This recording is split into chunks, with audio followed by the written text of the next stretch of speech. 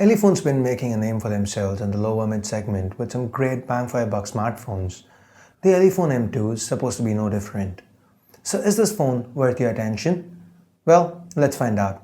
But before we do, if this is your first time here or in case you just can't remember, my name is Ash, this is C4E Tech and you're watching my full review of the Elephone M2.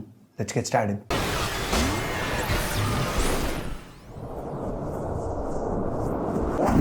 So as always, let's start with the build. The Elephone M2 is built out of metal. It's quite beautiful for the most part. I do feel the SIM card tray could have been a little better. It looks a little off, the color and the fact that it ever so slightly protrudes. Might be an issue with my unit though. Anyway, that minor niggle apart, the phone feels great. It's just 7.35mm thick and weighs in at about 165 grams. Feels premium even. To the front, on top, we have the notification LED, 5-megapixel front-facing camera, earpiece and sensors, a 5.5-inch display below that, and a physical home key with a built-in fingerprint scanner sits at the bottom, flanked by two non-backlit capacitive keys. It's a little bit of a letdown that the Elephone M2 opts for the menu key functionality. To access recent apps, you'd need to press and hold the home key, and you don't have an option to remap the keys. Anyway, the fingerprint scanner is also kind of a hit or a miss for the most part. When it works, it's fast, but at times it just fails to read my print. Hopefully, Elephone will fix this via a future software update. To the back, we have the Elephone branding and above that, a 13-megapixel rear camera with an LED flash. Anyway, the power button and the volume rockers sit to the left. That doesn't really help with ergonomics. We have the speaker, primary microphone and a micro USB port at the bottom. And like we saw earlier, the SIM slot is present to the right. Here you could pop in either two micro SIM cards or one micro SIM and a micro SD card. Up top, we have the secondary noise cancelling microphone and the 3.5mm headphone jack. Overall, barring the SIM slot and the power button placement, I like the build and design here. While most phones from Chinese brands look generic, the M2 has a bit of personality going for it, thanks in large to that glass to the top and bottom of the back. That said, they are fingerprint magnets. Anyway, moving on, the Elephone M2 sports a 5.5-inch Full HD IPS LCD display, giving it a pixel density of 401 pixels per inch. It's worth noting that this display is covered by 2.5D Gorilla Glass 3 for protection. The black areas surrounding the display do take away a little bit of the looks, but the display itself is decent. It's sharp with good black levels and accurate colors. The viewing angles are also great. This display is bright enough so as to not pose any issues outdoors. Underneath the hood, the Elephone M2 is powered by the Mediatek T720 chip. That's 8 Cortex A53 cores clocked at 1.3 GHz each, coupled to the Mali T720 MP3 GPU and 3 gigs of RAM. There's also 32 gigs of onboard storage and sadly no support for USB Otg. Anyway, the M2 benchmarks quite decently, and with real-life intensive scenarios like gaming, it managed to hold its own with most titles.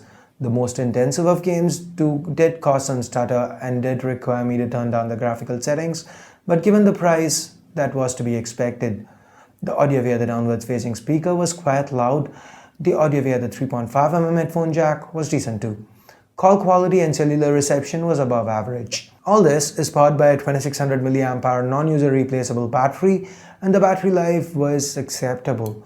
On a looping video playback test, the Elephone M2 lasted about 8 hours before running out of juice. With my regular kind of moderate usage that involves a couple of hours of calls, Wi-Fi and data on all day, lots of mails, social media, WhatsApp and more, a bit of browsing, an hour of streaming video, 30 minutes of casual gaming or so, the M2 managed to get me through the day on a single charge on most days. I got about 3 hours of screen on time, so it's not bad, but it's not good either, so like I said, acceptable.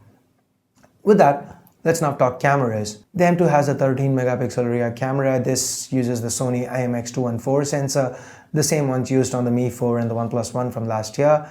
Doesn't seem to be the fastest, given that it's a budget phone, it doesn't really need to. We have the regular features, pretty self-explanatory. The images shot with this camera though was surprisingly good. Sharp with ample detail, the color reproduction was accurate, it managed to nail white balance more often than not, didn't have any issues with exposure, and the dynamic range was surprisingly decent for the price. Even the software processing was good. Under low light, the images were average though.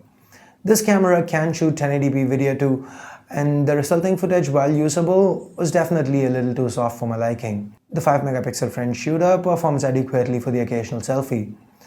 With that, we now get to software.